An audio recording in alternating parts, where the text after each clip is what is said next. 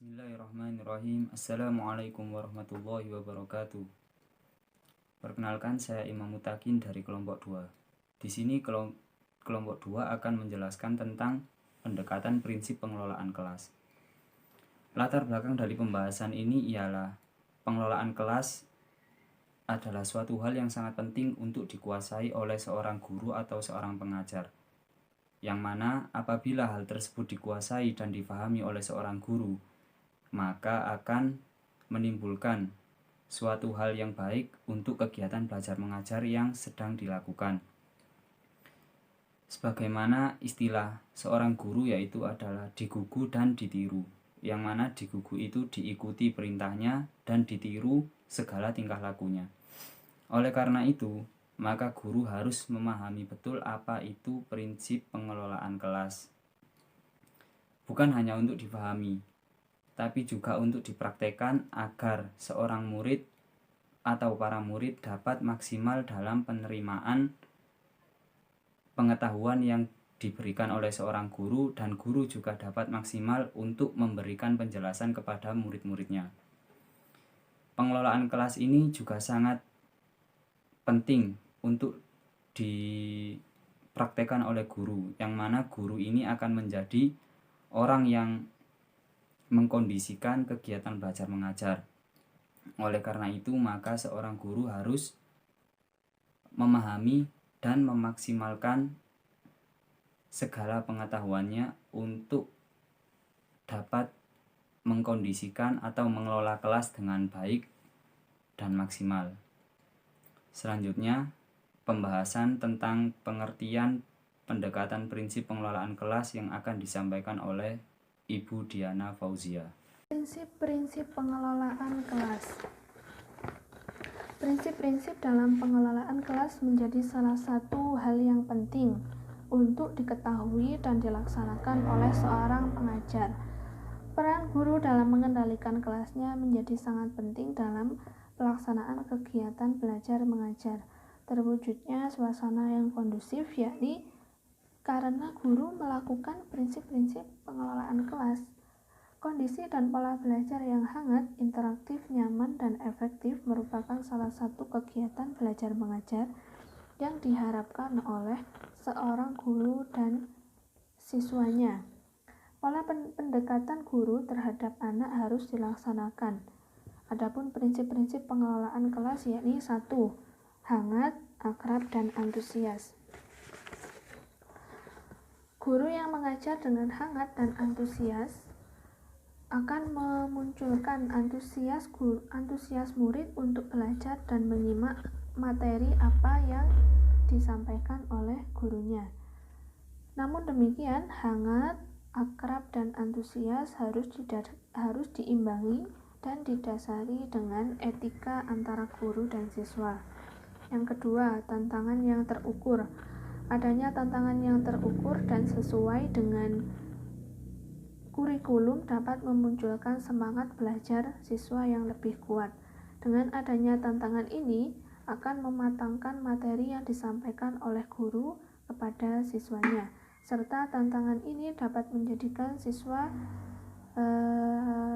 jauh lebih untuk mengolah pikirannya. Dan tantangan ini harus terukur, tidak boleh ngawur, dan tentunya sesuai dengan pokok bahasan dan materi yang disampaikan.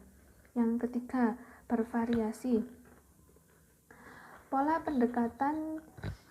pendekatan yang bervariasi cukup membantu kondusivitas dan efisiensi dalam kegiatan mengajar. Variasi dalam mengajar ini akan membuat peserta didik tidak merasa jenuh saat mengikuti kegiatan belajar mengajar.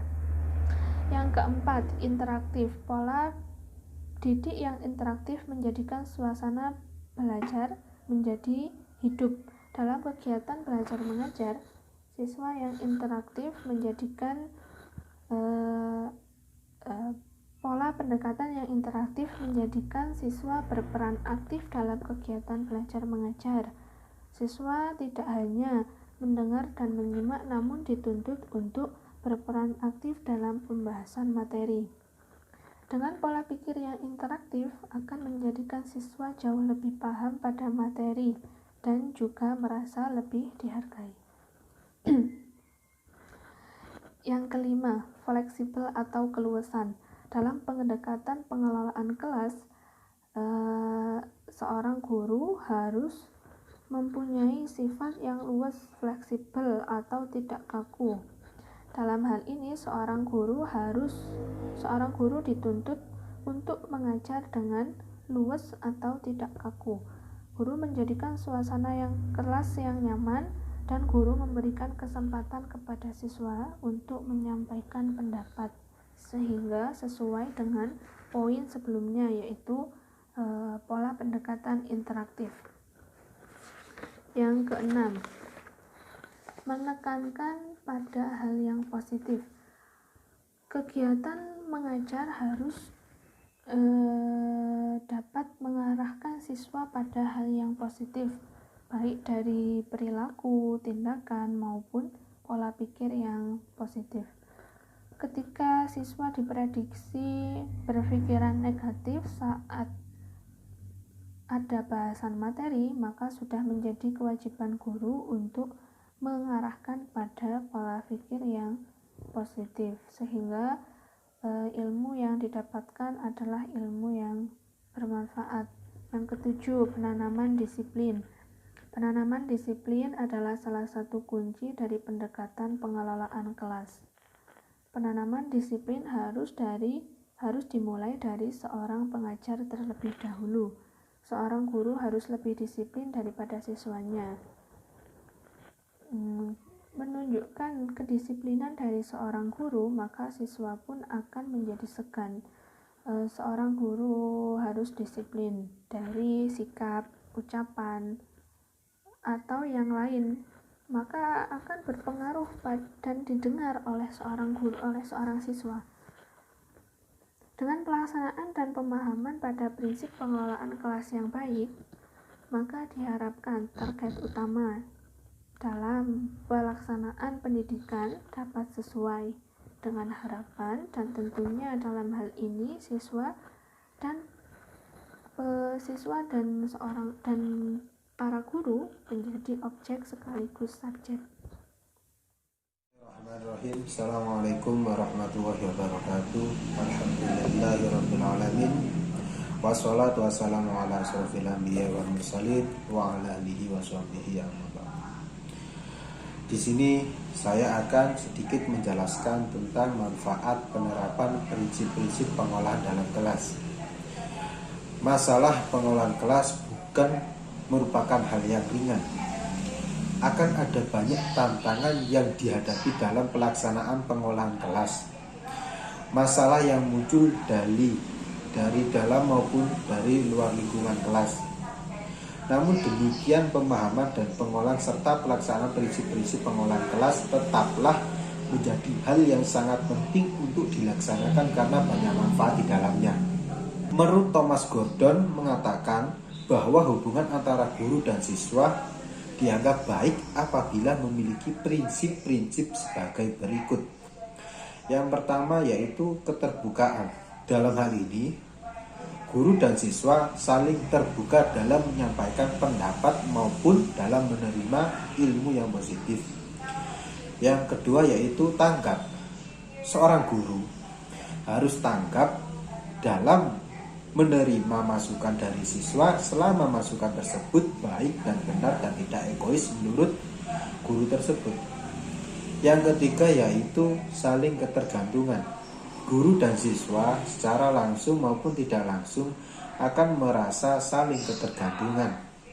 Dalam hal ini secara sederhana bisa kita lihat, guru tidak mungkin mengajar apabila tidak ada siswanya.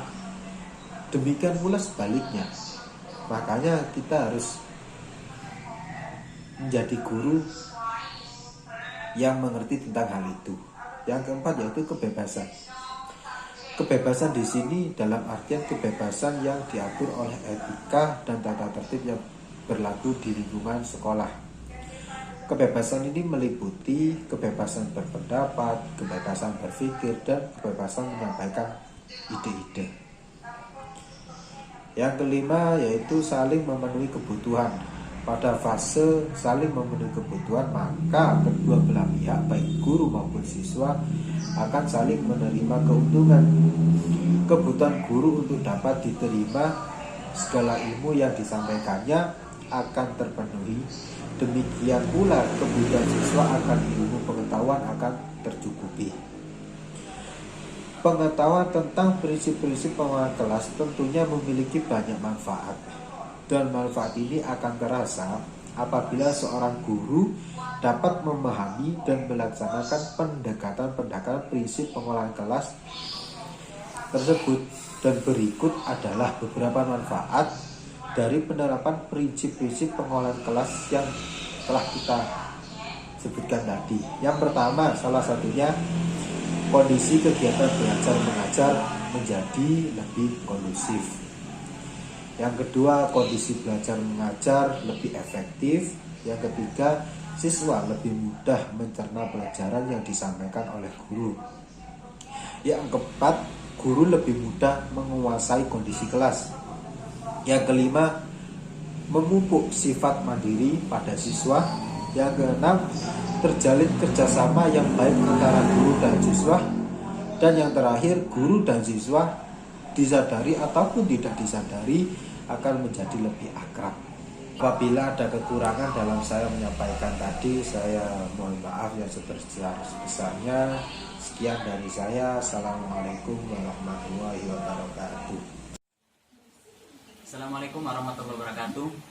Selanjutnya kami akan menjelaskan tentang pendekatan pengelolaan kelas. Pendekatan pengelolaan kelas yang optimal dan baik bisa menciptakan keharmonisan di antara guru dan peserta didik. Keselarasan hubungan antara guru dan peserta didik bisa dalam bentuk kerjasama. Kerjasama menimbulkan interaksi. Interaksi yang baik ditentukan oleh pendekatan yang dilakukan atau dikerjakan guru dalam melakukan pengelolaan kelas. Pendekatan-pendekatan tersebut banyak sekali. Di antaranya yaitu pendekatan kekuasaan, pendekatan ancaman, pendekatan kebebasan, pendekatan resep, pendekatan perubahan tingkah laku, pendekatan proses kelompok, dan yang ketujuh atau yang terakhir pendekatan elektis atau pluralistik. Yang pertama yaitu pendekatan kekuasaan. Pengelolaan kelas bisa diartikan sebagai cara atau proses untuk mengontrol tingkah laku peserta didik. Dalam hal ini, peran guru untuk menciptakan dan mempertahankan situasi disiplin di dalam kelas. Kedisiplinan adalah kekuatan yang menuntut peserta didik untuk menaatinya. Di dalamnya terdapat kekuasaan yang harus ditaati oleh seluruh anggota kelas. Melalui kekuasaan tersebut, guru diharapkan mampu untuk mengelola kelas. Yang kedua, pendekatan ancaman. Dalam mengelola kelas, guru bisa menggunakan pendekatan ancaman. Ancaman tersebut misalnya melarang atau menyindir atau mengejek. Akan tetapi ancaman tersebut dalam ranah untuk mendidik para peserta didik. Selanjutnya yaitu pendekatan kebebasan. Dalam pendekatan ini guru harus bisa memberikan kebebasan kepada peserta didik untuk beraktivitas sesuai dengan keinginannya. Akan tetapi guru tetap harus mengawasi agar peserta didik tidak berperilaku menyimpang. Yang selanjutnya yaitu pendekatan resep. Pendekatan resep atau cukbuk ini dilakukan dengan memberi satu daftar yang dapat menggambarkan apa yang harus dilakukan atau tidak boleh dilakukan seorang guru untuk merespon semua masalah yang dilakukan siswa. Dalam daftar tersebut digambarkan tahap demi tahap apa yang harus dikerjakan oleh guru. Peran guru di sini hanya menaati atau mengikuti petunjuk yang sudah ada atau sudah tertulis di dalam daftar tersebut. Selanjutnya yaitu pendekatan perubahan tingkah laku. Sesuai dengan namanya, merubah tingkah laku, pendekatan di sini yaitu peran seorang guru adalah merubah tingkah laku seorang murid yang baik menjadi baik, yang buruk menjadi baik. Dalam merubah tingkah laku murid yang baik untuk menjadi baik, biasanya dilakukan guru dengan cara memberikan semangat, memberikan hadiah agar peserta didik merasa dirinya puas, dan tingkah laku yang lain, jika peserta didik melakukan perbuatan yang kurang baik, guru memberikan hukuman agar dia tidak melakukan kembali. Selanjutnya pendekatan proses kelompok. Pengelolaan kelas juga bisa diartikan sebagai suatu proses untuk menciptakan kelas, sebagai suatu sistem sosial, di mana proses kelompok merupakan yang paling utama. Peran guru adalah mengusahakan agar perkembangan dan pelaksanaan proses kelompok berjalan efektif. Proses kelompok adalah usaha guru untuk mengelompokkan anak didik ke dalam beberapa kelompok dengan berbagai pertimbangan. Yang terakhir yaitu pendekatan elektis atau pluralistik. Pendekatan elektis ini menekankan kepada potensi, kreativitas, dan inisiatif seorang guru di dalam memilih berbagai macam pendekatan berdasarkan situasi yang dihadapinya. Pendekatan elektis disebut juga pendekatan pluralistik, yang berarti pengelolaan kelas yang menggunakan berbagai macam pendekatan yang memiliki potensi untuk dapat menciptakan dan mempertahankan kondisi yang memungkinkan proses belajar yang positif dan efektif. Sekian yang bisa kami sampaikan, kurang lebihnya kami mohon maaf yang sebesar-besarnya. Assalamualaikum warahmatullahi wabarakatuh.